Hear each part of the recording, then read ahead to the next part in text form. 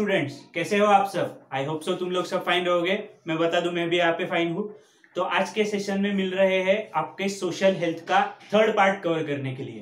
पहले दोनों पार्ट में मैंने लेसन कुछ हिस्सों में कवर किया था, आज आगे वाला पार्ट लेंगे। आज का पार्ट थोड़ा ज्यादा इंटरेस्टिंग है पिछले दोनों पार्ट से। रीजन बिहाइंड इट, इसमें तुम लोग जो रोजाना जिंदगी में देखते हो उसके ऊपर बेस्ड चीजें इसमें दी है। ये लेसन पूरा ही इंटरेस्टिंग है, बट आज का जो पार्ट है वो ज्यादा इंटरेस्टिंग है। अभी हम लोगों ने पिछले पार्ट के एंड में देखा था कि लोग जो है वो सेल्फी खींचते हैं, यू जिनका एक्सीडेंट हुआ है उनके साथ, उनको मदद ना करते हुए उनका सेल्फी खींचते हैं और उनके ऊपर वीडियोस बनाते हैं। तो पिछले पार्ट में मैंने पहले कुछ पैराग्राफ्स कवर किए थे जिसमें क्वेश्चंस थे कुछ कि ऐसा अच्छा है क्या करना, क्यों ऐसा होते जा रहा है, लोगों में अवेयरनेस नहीं है क्या, वगैरह वगैरह। आज हम लोग थर्ड पार्ट में उसके आगे का पैराग्राफ कवर करेंगे। तो मैं ये पेज के स्टार्टिंग से पढ़ रहा हूं, ध्यान दीजिए। Person indulging in such distractive and unnatural activities is usually under stress and such activities are bursting of stress. अभी मुझे एक बात एकदम प्रामाणिकपने से बताओ कि क्या ये करना सही है। और मैं तो इसके अक्सर खिलाफ हूं। मैंने तुमको पिछले सेशन के एंड में या पिछले सेशन में जब ये टॉपिक हुआ था तब मैंने तुमको एग्जांपल बताया था कि एक बच्चे का एपी पटेल हाई स्कूल के यहाँ पे एक्सीडेंट हो गया, जिसके यहाँ पे उसको मदद करने की जगह पे लोग ऐसे ऐसे उसके वीडियोस निकाल रहे थे। हमारे इंडिया में ना सबका क्या बोलते हैं, वो कॉमन सेंस है ना, उसका लेवल बहुत ज्यादा हाई। क्या करते लोग, वो उसको हेल्प करने की जगह पे फोटो खींचेंगे उसके। आजकल सेल्फी का बहुत जमाना है ना, सेल्फी खींचना और उसका बहुत जमाना है, तो लोग इस पे फोकस कम रखते हैं, लोगों को बचाने पे फोकस कम रखते हैं और उसके बाद सेल्फी खींचते हैं। भाई हमें सबसे पहले न्यूज पहुंचानी है, हमारी न्यूज सबसे पहले जानी चाहिए। अरे क्या रखा है, कम से कम उसको हेल्प करो, उतनी दुआ देगा तो तुम्हारा अच्छा होगा। पर ये सब एक्टिविटीज से ना सोसाइटी में स्ट्रेस बहुत ज्यादा बढ़ता है। सोसाइटी में स्ट्रेस का लेवल जो होता है वो बढ़ जाता है। आगे, medicinal science has declared such activities as mental illness. ऐसी एक्टिविटीज को पागल बोला है, मतलब बहुत अच्छा किया है। मेडिकल साइंस ने ये जो ऐसी एक्टिविटीज करते हैं उसको पागल बोला है। समझ में आया। Person indulging in selfie is not aware about the world around and the risk, this is called as selfie side. Selfie side मतलब क्या, एक मेंटल इलनेस है कि भाई उसको आसपास का कुछ पता ही नहीं है, सेल्फी निकाल रहा है। समझ में आया। कितना अच्छा है ना, मेडिकल साइंस ने इसको मेंटल बोला है। अगर तुम लोग ऐसा करोगे तो तुम भी मेंटल हो जाओगे। तुम सेल्फी खींचने से पहले आसपास का एटमॉस्फेयर देख लिया करो और पागलों की तरह सिर्फ फोटो निकालने के पीछे मत ध्यान दो, क्या हो रहा है आसपास वो भी ध्यान रखो। और किसी को अगर हेल्प चाहिए तो हेल्प करो, इफ यू कैन तो हेल्प करना जरूर। आगे, persons indulging in domestic violence sending messages to others before committing suicide or those who send the video clips of suicidal act are mentally ill and they do so to win the sympathy। कुछ लोग होते हैं जो message डालते हैं suicide करने से पहले, भाई मैं जा रहा हूं, आई क्विट। अरे भाई जाना तो मुझे मैसेज करके क्यों जा रहा है।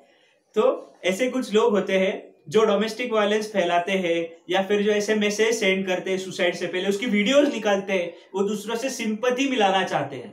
कुछ लोग जेन्युइनली करते हैं ये, पर मैं तो सुसाइड के ही खिलाफ हूं। पर इसको लोगों ने, ये जो मैसेजेस करना है, इसको लोगों ने मेंटल इलनेस बोला है, मंदबुद्धिपना, एकदम स्पष्ट भाषा में बोलूं तो। आगे, hence make the constructive use of communication media like television, phone and internet for essential needs and entertainment only, but do not go into the clutches by spending hours with those medias. Phone और television का इस्तेमाल उतना ही करो जितना चाहिए, मंद बुद्धि की तरह उसमें घुस नहीं जाने का कि भाई उसमें एक बार घुस गए कि फिर आगे आसपास का कुछ भी दिखाई नहीं दे रहा है। समझ में आया, वैसा मत करना कि पता चला कि किसी स्पेशल उनको मैसेज करने में बहुत ही टाइम लगा दिया, आसपास का कुछ पता ही नहीं, तो वैसे मत करना। ये लेसन के स्टार्टिंग में भी हमने पढ़ा था कि मोबाइल और टेलीविजन मोबाइल्स पे एंटरटेनमेंट पूरता ही ध्यान रखो, इंटरनेट पे ज्यादा मत इन्वॉल्व हो जाओ। उससे क्या होगा, तुम्हारी सोशल हेल्थ अफेक्ट होगी। इंटरनेट माय फ्रेंड के नीचे साइबर क्राइम। हाँ भाई, साइबर क्राइम बहुत इंटरेस्टिंग चीज है। तुमको इसके ऊपर से ना एक केस बताता हूँ जो मैंने कुछ सालों पहले सुना था, बहुत ही इंटरेस्टिंग केस था। एक आदमी था, उसको उसके एटीएम मशीन में से पैसे निकालने थे। तो पैसे निकालने के लिए, ये मैंने भी केस सुना है, मैंने देखा नहीं है, इसके बारे में मुझे फैक्ट्स पता नहीं, सिर्फ सुना है, इसलिए तुम्हारे साथ शेयर कर रहा हूं एज एन एग्जांपल।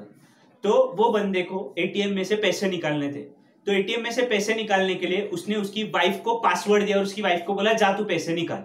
उसकी वाइफ ने बैंक पे से पैसे विड्रॉ किए, पर एटीएम कार्ड में अमाउंट डालने के बाद जब भी एटीएम कार्ड वापस आया तो पैसे नहीं आए उसके साथ, और अकाउंट में से उतना बैलेंस डिडक्ट हो गया।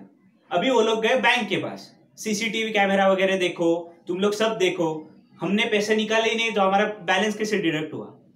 बैंक ने बड़े इंटरेस्टिंगली सब चेक किया, पर बैंक ने अल्टीमेटली क्या बोला पता है, आपको एटीएम पासवर्ड किसी के साथ शेयर ही नहीं करना है। तो आपने शेयर कैसे किया?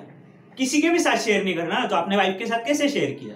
तो उसके ऊपर से बैंक केस जीत गए और वो बंदे को उसके पैसे वापस नहीं मिले। ये मैंने केस सुना हुआ है, मैं डिस्क्लेमर में वापस बताता हूँ, मुझे केस के एग्जैक्ट फैक्ट्स नहीं पता है। तो इसी बेसिस पे तुम किसी के साथ एटीएम के पासवर्ड्स मत शेयर करो।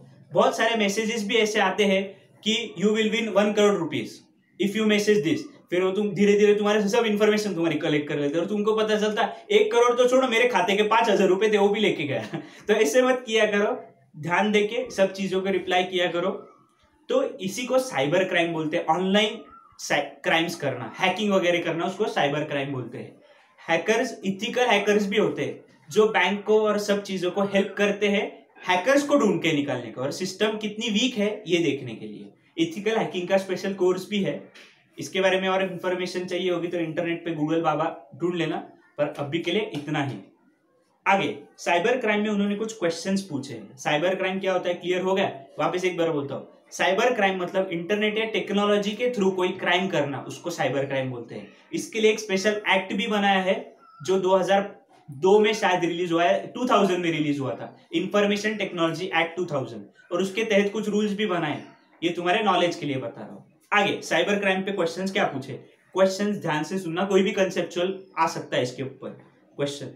Banks continuously spread the message on mobile phones about not to disclose Aadhaar, PAN, credit card, debit card number and other personal information if demanded by any person.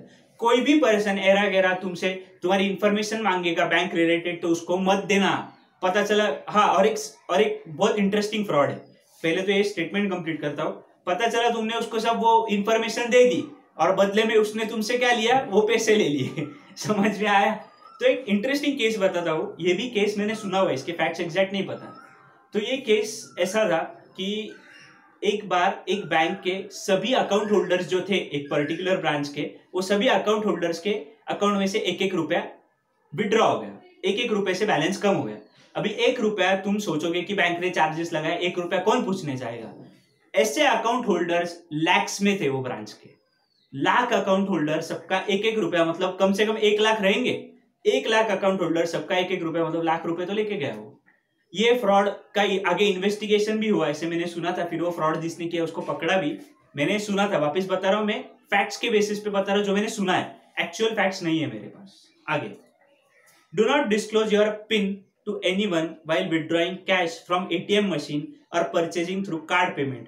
Why such instructions are given? ऐसे instructions क्यों देती है? Information share की, पता चला पैसे withdraw हो गए अपने आप, और पता चलने का धक्का लगता है। अभी मैं भी थोड़ी देर धक्के में था, मैं बोलना क्या चाहता हूँ, पर ठीक है, पता चला कि पैसे विड्रॉ हो गए तो धक्का लगता है बहुत बड़ा।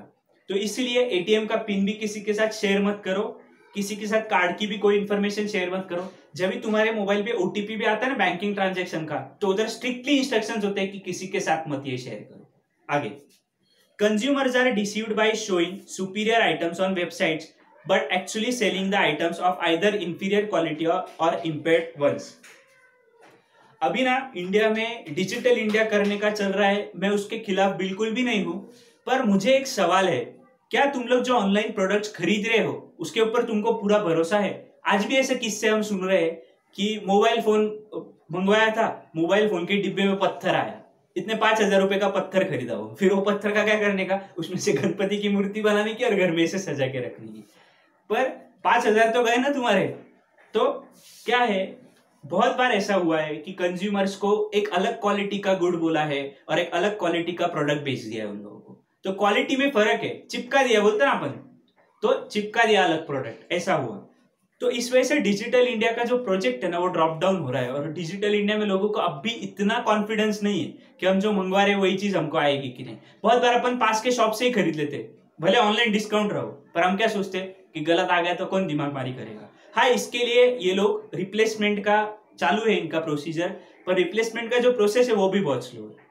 तो इन्होंने आगे स्टार्टिंग में बैंकिंग इन्फॉर्मेशन के बारे में बोला था, अभी बोला कि बहुत बार तुमको ठग लेते गलत प्रोडक्ट्स देके। आगे, bank transactions are done using PIN without the knowledge of consumers. Consumer को पता भी नहीं रहता और उनके बैंक के पिन से दूसरा कोई विड्रॉल कर लेता है या कोई भी ट्रांजेक्शन कर लेता है। आगे, confidential information about government institutes and companies is obtained from internet with the help of computer programs or other ideas and misused. This is called as hacking of information. Hacking मतलब क्या? एक example hacking का, actual hacking का example नहीं है, पर उससे मैं हैकिंग एक्सप्लेन करता हूँ। सपोज तुम्हारे घर की, तुम घर लॉक करके बाहर गए और तुम्हारे घर की किसी ने डुप्लीकेट चाबी बना ली और वो चाबी से ताला खोल के अंदर चला गया। गलत है ना, उसको एंट्री नहीं है, पर वो गलती से, मतलब वो जानबूझ के चाबी बना के चला गया, उसको हैकिंग बोलेंगे। ऐसे ही हैकिंग आपके सिस्टम्स में होता है। आपके कंप्यूटर सिस्टम में, आपके इंटरनेट पे जो इंफॉर्मेशन है, वो इंफॉर्मेशन में दूसरों को अलाउड नहीं है एंट्री, पर दूसरे एंटर करते हैं। वो जो अनऑथराइज्ड एक्सेस तुम बोलते हो ना, जिसकी परमिशन नहीं होती, वो एंट्री जो होती है वो हैकिंग होती है। अभी हैकिंग से एक बहुत इंटरेस्टिंग एग्जांपल है, इस पे भी तुमको बहुत हंसी आएगी। गवर्नमेंट ने जब आधार कार्ड का वेबसाइट बनाया, तब गवर्नमेंट के आधार कार्ड के वेबसाइट के रिगार्डिंग किसी ने भी ट्वीट किया था, मुझे नाम याद नहीं, पर उसने ट्वीट किया कि हमारी आधार कार्ड की वेबसाइट इतनी अच्छी है कि उसको कोई हैक नहीं कर सकता। अभी बहुत इंटरेस्टिंग बात है, एक बंदे ने हैक की, उसका स्क्रीनशॉट निकाला और जो वो बंदे ने ट्वीट किया था ना, उसको ही रिप्लाई में दिया, देख मैंने हैक करके बताया। समझा क्या? तो मतलब ही हैकिंग मतलब क्या? गवर्नमेंट का डेटा चुरा लेना, गवर्नमेंट का किसी बैंक का डेटा चुरा लेना। इंफॉर्मेशन के लिए और एक चीज बोलता हूं कि बहुत बार बैंक्स वगैरह जो सॉफ्टवेयर बनाते हैं ना, वो हैकर्स से चेक करवाते हैं कि भाई मेरे सिस्टम को कितनी देर में हैक किया जा सकता है, मुझे ऐसी सिस्टम बनानी जो हैक ही ना हो सके। समझ में आया? तो एकदम सिंपल है ये। तो ऐसे ही कॉन्फिडेंशियल इंफॉर्मेशन हैक की जाती है। आगे नेक्स्ट पॉइंट, आपको अगर वीडियो पसंद आया होगा तो लाइक बटन प्रेस करना ना भूलिए। तुम लाइक बटन जितना प्रेस करोगे उतना मेरा उत्साह और बढ़ेगा और अगले लेक्चर में मैं और अच्छे एग्जांपल्स के साथ आऊंगा। दूसरी चीज, सब्सक्राइब कीजिए मेरे चैनल को, और जितने बच्चे हैं जिनका लॉकडाउन में स्टडी स्टॉप्ड है, सबको इसका लिंक फॉरवर्ड करो। ईगो इश्यूज मत रखो कि भाई इसने तो मुझे हेल्प नहीं की थी, मैं क्यों इसको फॉरवर्ड करूं। अब भी ईगो बाजू में रख के लॉकडाउन में जितने लोगों की पढ़ाई चालू है, बंद है, उन सबको ये फॉरवर्ड करो। जिनके क्लासेस नहीं चालू है, एटलीस्ट वो ये लेक्चर से बेनिफिट होंगे। समझ में आया? दूसरी चीज, अगर आपको वीडियो में कुछ भी सजेशन देना है तो कमेंट बॉक्स में कमेंट करो। अच्छा है वीडियो तो नाइस सर ये कमेंट कर दो, मैं खुश हो जाऊंगा। समझ में आया? चलो आगे। Nowadays, crimes like opening a fake account on Facebook and displaying false information and thereby teasing the girls are exploiting them financially. अभी ये भी बहुत बार होता है कि फेक अकाउंट किसी ने बना दिया, लड़की के नाम से मेरे साथ चैट कर रहा है, मुझे पता ही नहीं। मैं सोच रहा भाई, अभी XYZ नेम नहीं लेता, पर मैं सोच रहा XYZ लड़की मेरे साथ बात करी, भाई मैं बहुत हैंडसम दिख रहा है, बहुत फ्लर्ट कर रही। फिर मैं आईने में खुद को देखता, पर फिर पता चलता साला पोपट हो गया फेक अकाउंट था। समझ में आया? भाई आंचल के नाम से, आंचल नहीं बोल सकता मैं, XYZ के नाम से दूसरा कोई XYZ बात कर रहा था, मुझे नाम इंटरेस्टिंग यूज करना था, पर ठीक है। आगे, तो ऐसे फेक अकाउंट्स बना के गर्ल्स को टीज किया जाता है, उनसे फाइनेंशियली पैसे भी लिए जाते हैं, बहुत बार पैसे भी भेज देते लड़कियां। समझ में आया? आगे, मिसयूज और illegal sale of the written literature, software, photos, videos, music etcetera of others by obtaining from internet is called piracy. अभी पिक्चर रिलीज हुई नहीं कि दूसरे तीसरे दिन आ जाती इंटरनेट पे। वो जो इलीगल, जो तुम थिएटर प्रिंट बोलते ना, उसको पायरेसी बोलते। इलीगल है वो चीज, कुछ ही लोग ऑथराइज्ड है वो चीज शेयर करने के लिए। तो वो जो इलीगल हो रहा है ना, मिसयूज या फिर इलीगल सेल जो हो रहा है ना, उसको हम लोग पायरेसी बोलेंगे। जिसकी परमिशन नहीं, अभी मैंने पिक्चर रिलीज किया, करूंगा जल्दी, मैंने पिक्चर रिलीज किया तो उसके ऑथराइज्ड राइट मेरे पास ही है। मैं जब तक उसकी सीडी नहीं बनाऊंगा तब तक कोई नहीं बनाएगा, और किसी ने बना भी ली तो उसको मैं पायरेसी बोलूंगा। आगे, आज के लेक्चर में एग्जांपल्स बहुत इंटरेस्टिंग यूज करने की कोशिश की है मैंने, ताकि तुमको अच्छे से समझ में आए। ये वीडियो जितने जनों तक पहुंचा सको उतने जनों तक पहुंचाओ, मैक्सिमम बेनिफिट के लिए। और मैं जो भी तुम्हारा ये ऑनलाइन स्टडी कंडक्ट कर रहा हूँ उसको बहुत सीरियसली लो। क्योंकि एक बार लॉकडाउन खुल गया, अभी तुम आराम से बैठे हो, लॉकडाउन खुलने के बाद देखेंगे, एक बार लॉकडाउन खुल गया तो बिलीव मी स्टूडेंट्स कि तुम्हारे ऊपर स्कूल्स का प्रेशर बहुत ज्यादा बढ़ेगा। तो जितना अभी स्टडी कर रहे हो उतना सीरियसली करो। तुम मेरे लिए पढ़ाई कर रहे हो उस हिसाब से मत करो। तुम्हारे ग्रुप पे रिप्लाईज बहुत लेट आ रहे हैं, ठीक है, मैं समझ सकता हूँ तुम्हारे पास फोन्स नहीं होते, पर जब भी स्टडी करोगे उतना शिद्दत से करो और मुझे प्रॉपर रिप्लाई दो, मतलब मुझे समझ में आए। क्लियर है? चलो आगे। Electronic media is also miss use by sending derogatory messages, spreading vulgar pictures and inflammatory statements. गलत स्टेटमेंट्स, गलत पिक्चर्स फॉरवर्ड करके भी इंटरनेट का मिसयूज किया जाता है। बहुत बार लड़कियों की इमेजेस चेंज किए जाते हैं, लड़कों के इमेजेस चेंज किए जाते हैं, तो वो भी गलत यूज है इलेक्ट्रॉनिक मीडिया का।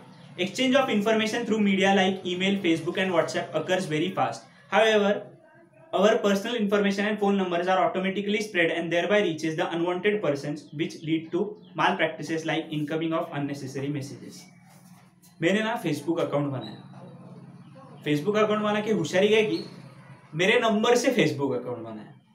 मेरा नंबर जो है फेसबुक पे फ्लैश होता है। मैंने बहुत ही हैंडसम फोटो डाला मेरा, तो क्या हुआ, अननेसेसरी लड़कियां मुझे परेशान करने लग गई मैसेजेस करके, खुश हो जाओ खुश हो जाओ। तो अननेसेसरी मुझे परेशान करने लग गई। ये लड़कों के साथ ज्यादा नहीं होता है, लड़कियों के साथ ज्यादा होता है। तो ये जो अननेसेसरी मैसेजेस तुमको आते हैं, तुम्हारे नंबर जो फटाफट स्प्रेड हो रहे हैं, अगर तुम स्कूल्स एंड कॉलेजेस में भी देखो, एक बंदे को नंबर दिया सबके पास आता था अपने आप। तो ये जो नंबर स्प्रेड हो रहे हैं और इंफॉर्मेशन एक्सचेंज हो रही है, वो भी गलत यूज है इंटरनेट का। आगे, some of such messages either impair or shut down the mobile and computers। हाँ, अभी एक केस शेयर करता हूँ। ये केस मैंने मेरी आंखों से देखा है और बहुत इंटरेस्टिंग केस है। एक बार मैं एक जगह पे सीए का काम करने गया था, ऑडिट करने गया था। ऑडिट क्या रहता समझेगा नहीं तो लोड मत लो। तो मैं काम करने गया था। मैंने देखा कि वो बंदा कंप्यूटर पे टाइम पास कर रहा था। मैंने उसको कुछ नहीं बोला। एक ईमेल आया, ईमेल में ऐसा लिखा था, रिज्यूम फॉर जॉब। अभी वो बंदे को लगा कि भाई मैं यहाँ पे जॉब करता हूँ और एक नया रिज्यूम आया, तो मेरी जगह पे तो कोई हायर नहीं कर रहे। तो बंदे ने वो ईमेल ओपन किया। जैसे ही वो ईमेल की एक फाइल उसने डाउनलोड की, उसके कंप्यूटर में जितनी भी एक्सेल फाइल, वर्ड फाइल, जितना भी उसका डेटा था, सब करप्ट हो गया। तो इस तरीके से लोग वायरसेस भेजते हैं, जिस तरीके से, मतलब इस तरीके से लोग वायरसेस भेजते हैं जिससे आपका जो सिस्टम है पूरा अनकंट्रोलेबल हो जाएगा। उसका डेटा जो है वो पूरा करप्ट हो जाएगा। और करप्ट डेटा, एक बार ना बीवी अगर वापस मायके चली गई तो वापस आ जाएगी, पर करप्ट डेटा एक बार गया ना तो वापस नहीं आएगा। तो इस तरीके से करप्ट डेटा जो है, डेटा करप्ट कर देते हैं ऐसे मैसेजेस। तो मैसेजेस ध्यान से खोलना। आगे, all above mentioned incidences are examples of cyber crime.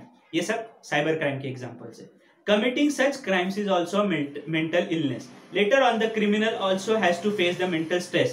बाद में क्रिमिनल को ही मेंटल स्ट्रेस, एक बार पकड़ा गया कि फिर मत धुतलस त्याला, तो ऐसा मेंटल स्ट्रेस उसको भी आएगा। पर अब भी फिलहाल तुमको मेंटल स्ट्रेस है जब तक तुम्हारे साथ क्राइम हो रहा है। Later on, the criminal also has to face mental stress. Cyber crime unit has been newly launched in police department. Cyber crime experts collect the details, investigate the cyber crime and thereby find the criminal with the help of internet. अभी मेरे खुद के साथ एक internet fraud हुआ था। कैसा बोलता हूँ, मैं ना मोबाइल फोन सर्च कर रहा था OLX पे। OLX पे कोई भी चीज सर्च करोगे ना तो प्रॉपरली सर्च करना। रीजन बिहाइंड इट, ये केस सुनो शांति से। मैं OLX पे सेकेंड हैंड मोबाइल सर्च कर रहा था। अभी एक बंदे ने, न्यू मोबाइल था उसका, कम यूज किया हुआ था, उसने ऐसे फीचर्स डाले थे और महंगा फोन वो सस्ते में दे रहा था। अभी आदमी लालची, लालच में आ जाएगा। तो मैंने वो बंदे को रिक्वेस्ट डाली कि तू कितने में सेल करेगा। हमारा बार्गेनिंग चला OLX पे ही। फिर उसने बोला, उसने व्हाट्सएप नंबर दिया उसका और हमने उसके थ्रू कम्युनिकेट किया। उसने मुझे फोन पे ऐसा बोला कि मैं आर्मी का बंदा हूँ, मैं आपको मोबाइल सेंड करूंगा, ठीक है, पर आप मुझे पैसे कैसे दोगे। तो मैंने बोला मैं तो दे दूंगा तुझे, तेरा जो बंदा डिलीवरी करने आएगा मैं उसको हाथों हाथ पैसे दे दूंगा कैश इन हैंड। तो बोला नहीं, मुझे एडवांस दो। एडवांस का अमाउंट उसने 520 बोला। अभी पहले तो मेरी लाइट वहीं पे पेटी की 520 क्यों बोला, पर मैं बोला चलो सस्ते में मोबाइल मिल रहा ले लेते। तो 520 उसने बोला, मैंने उतना ट्रांसफर किया। फिर वो बंदे को मैंने बोला तू मुझे प्रूफ दे कि तू वो मोबाइल भेज रहा है। तो उसने कहीं से तो भी प्रूफ लाया, मोबाइल पैकिंग के वगैरह इमेजेस भेजे मुझे। तो मैंने बोला तेरा प्रूफ कहाँ गया। तो उसने आधार कार्ड भेजा मुझे, उसका ड्राइविंग लाइसेंस भेजा और उसका एक फोटो भेजा। ठीक है, इंटरेस्टिंग बात एकदम, वो सब डॉक्यूमेंट्स के साथ रेडी था। मैंने देखा कि उसका पैकेजिंग का जो टाइम, उसने जो टाइम पे मुझे फोटो भेजा वो और हमारी बात, उसमें ज्यादा टाइम डिस्टेंस नहीं था। तो मैं बोला ये इतने जल्दी कैसे पोस्ट ऑफिस में पहुंच गया और तुरंत कैसे उसने पैकिंग कर लिया। पर मैं बोला ठीक है जाने दो, मोबाइल मिल रहा ना, चलेगा। फिर वो बोलता है कि आप मुझे और 520 ट्रांसफर करो। मैं अभी तो मेरा दिमाग खराब हो गया, मतलब और 520 मांग रहा है, ये ऐसे सब पैसे मांग लेगा, फोन देगा ही नहीं। तो इसलिए मैंने उसको बोला नहीं मैं 520 नहीं ट्रांसफर करूंगा। तो बंदे ने धमकियां देना शुरू कर दिया, तू 520 नहीं ट्रांसफर करेगा तो आऊंगा।